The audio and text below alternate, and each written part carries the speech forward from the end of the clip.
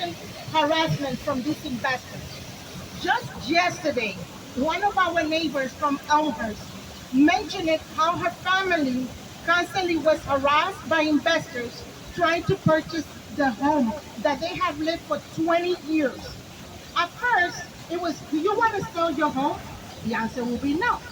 The next time they would say, well, your neighbor from next door sold to us. Do you want to sell your home? No. Well, the next time, well, the neighbor across the street sold. And if you don't sell now, you are gonna be left out. Then the answer will be no. Then the tactic became more intimidating. So the family was supposedly shown a city official document that said that their property was and they had a lien on the property, and that the city was going to take away their home. And this immigrant family is a senior, was for a minute was afraid that their hard-fought home, they were going to lose it. Thank God that the family knew better, and they were able, and they resisted, and they didn't sell. But my question to all of us, how many from our community do we know, or that we don't know, already have gave in to the tactics of unscrupulous investors? New Yorkers, we have to look our moral compass, and we have to look deep inside, because we need homes for our vecinos, for our neighbors, not for investors. What would be? Tell me, what will happen in New York City if our low to moderate income New Yorkers are not able to stay in our own city? Tell me, what will happen if the very bedrock of wealth creation is home ownership? What will happen to our next generation? There's an old saying that said, fool me once, shame on you. Fool me twice, shame on me. Shame on New York City for not doing what it takes and what it to protect the very backbone of our own city, which is our low to moderate income New Yorkers, nuestros vecinos, and our neighbors. This is not the first time that we are here. This is not the same. Our neighbors have already experienced this in the past. We have seen this pattern before of housing speculation in our neighborhoods. They only see these uneducated investors, they only see the dollar sign in our community. They have suffered the redlining, unprecedented loss during the housing crisis, Superstorm Sandy, and the COVID pandemic, to name a few.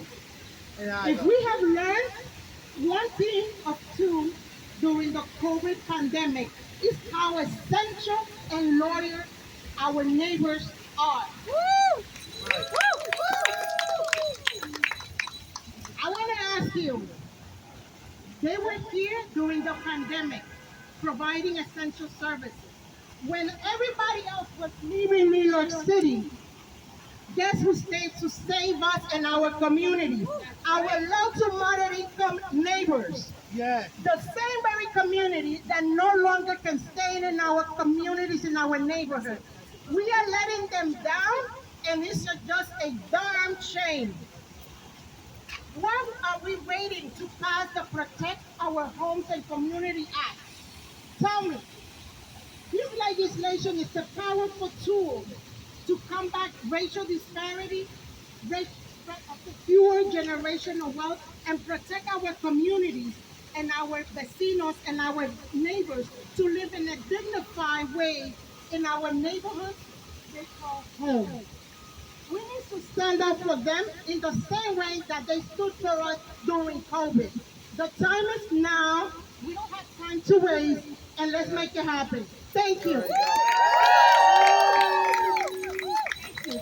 Thank you, Josephine. When is the time? Now. When is the time? Now. What do we need to pass? Protect Our Homes and Community Act.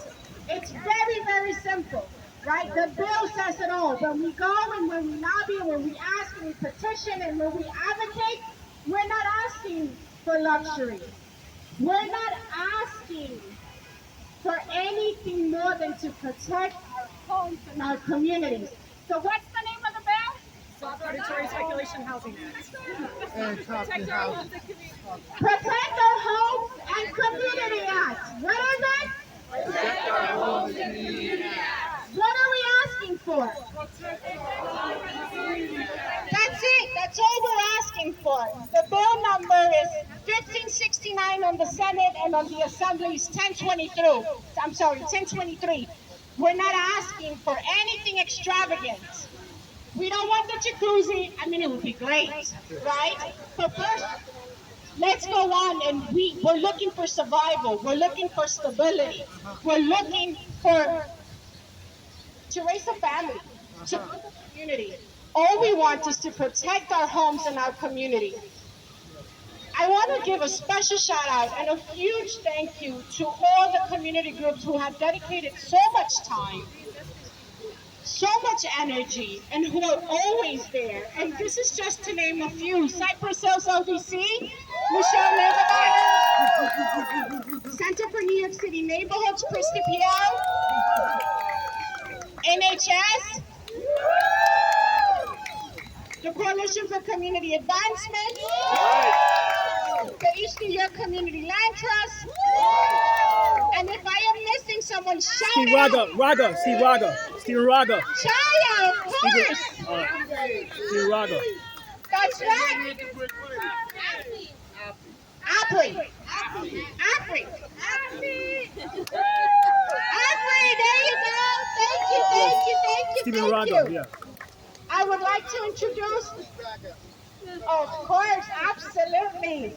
Coming over, Assembly Member Stephen Raga, please. Thank you. Thank you to all the community organizers and organizations and community leaders here today. Happy to join our colleagues in government in pushing this in the Assembly and be a co-sponsor of the bill. Happy to sign on to that as soon as the bill number drops. Yes. This is, like we said before, this is pretty easy.